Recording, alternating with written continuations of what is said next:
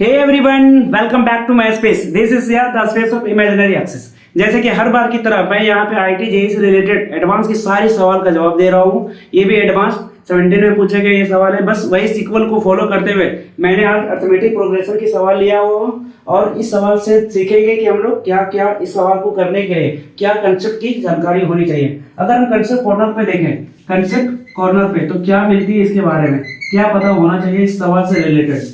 तो चलिए देखते हैं। यहाँ पे बोला गया the sides of right angle triangle are in AP. अगर sides of right angle triangle की बात कर रही है और वो एपी में भी है तो क्लास 10 में, क्लास 10वीं में हम लोग ने एक सीखा है कि अगर एपी 3 टर्म का लेना हो तो क्या ले सकते हैं, ए माइनस डी, ए और ए प्लस डी।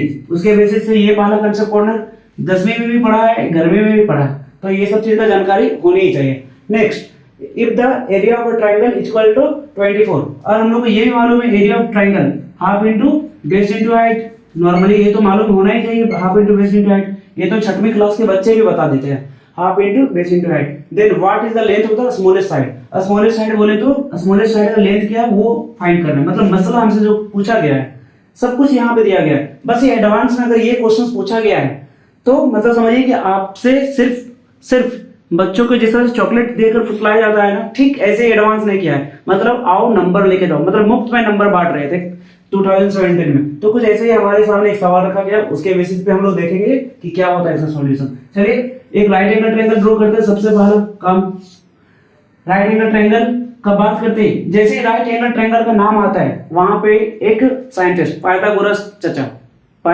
चचा का नाम आना ही आना है, चाहे आप इधर से कान पकड़ो या इधर से। मतलब सॉल्यूशंस के लिए पाइथागोरस थ्योरम लगना ही है। तो हमारे पास एक राइट एंगल ट्रायंगल है जहां पे साइड बोला गया है, एक को ले लेते हैं a माइनस डी और एक लेते हैं a और एक हमारे पास a plus D. a plus D मैंने हाइपोटेनस से लिया हुआ है क्योंकि लॉन्गेस्ट साइड हमेशा क्या होती है, hypotenuse of right angle triangle. यहां तक क्लियर। अब उसके बेसिस पे सवाल का जवाब फाइंड करने के लिए क्या करेंगे, by Pythagoras theorem. By Pythagoras theorem. अब पाइथागोरस थ्योरम क्या कहता है, ये तो नॉर्मली छोटे छोटे बच्चे भी जानते हैं। Perpendicular square plus base square equal to hypotenuse square. ये तो मालूम ही है, यहाँ पे हाइपोटेनस ये है, ये परपेंडिकुलर है और ये हमारे पास बेस है। तो चलिए सॉल्यूशंस के बेसिस पे क्या जानते हैं हम लोग, a का square plus a minus d का whole square equal to a plus d का होल स्क्वायर। यहाँ तक क्लियर।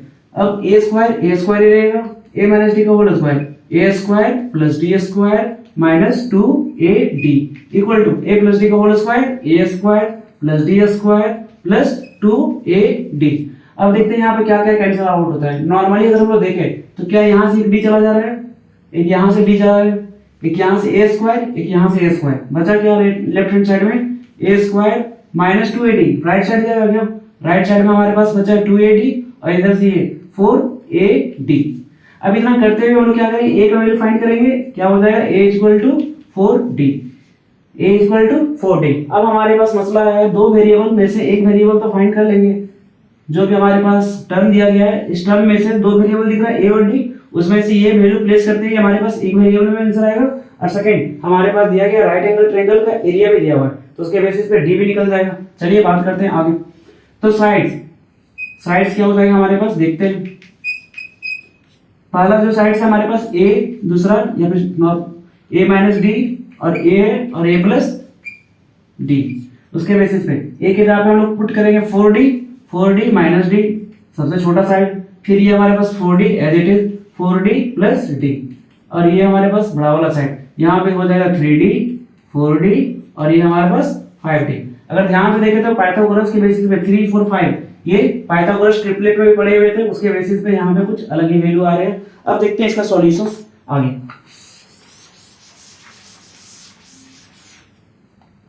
अब जैसे कि सेकंड हमारे पास दिया गया है, if the area of a right angle triangle, area of right angle triangle के बेसिस पे half into base into height निकालते हैं। Half into base into height equal to 24 दिया गया है।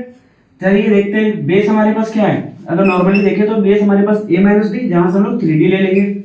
ये हमारे पास 3d और हाइट हमारे पास a है, तो a हमारे पास क्या है 4d इक्वल टू 24। अब कैंसिल आउट कुछ हो रहा है क्या, 3 इंटू 4 12 का हाफ 6।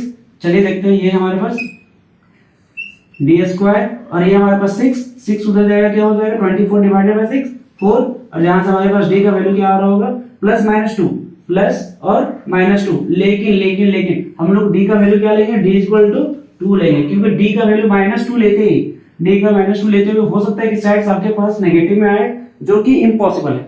अगर हमसे कभी भी लेंथ पूछा जाए तो लेंथ हमेशा क्या होता है पॉजिटिव में, दैट्स हम लोग डी का वैल्यू क्या लेंगे पॉजिटिव में। तो हमारे पास क्या पूछा गया है उसके बेसिस पे डी हमारे पास क्या आ गया है 2। और बात करते हैं आगे इसी क्वेश्चंस को आगे बढ़ाते हुए स्मॉलेस्ट साइड की बात पूछा जा रहा है। तो हमारे पास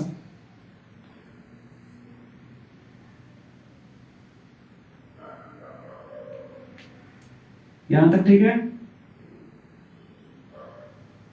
चलिए ठीक है। अब क्या करेंगे हम लोग डी का वैल्यू लाते ही पुट करेंगे और ए का वैल्यू फाइंड आउट करने का कोशिश करेंगे। तो ए का वैल्यू किस में हम लोग पुट करें जहां से निकल जाएगा हमारे पास ए का वैल्यू यहाँ पे।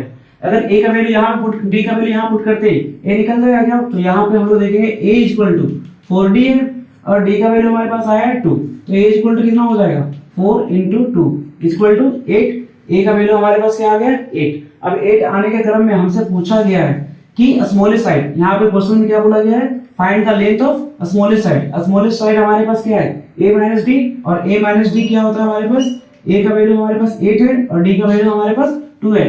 तो 8 - 2 क्या हो जाएगा हमारे पास 8 - 2 इक्वल टू 6।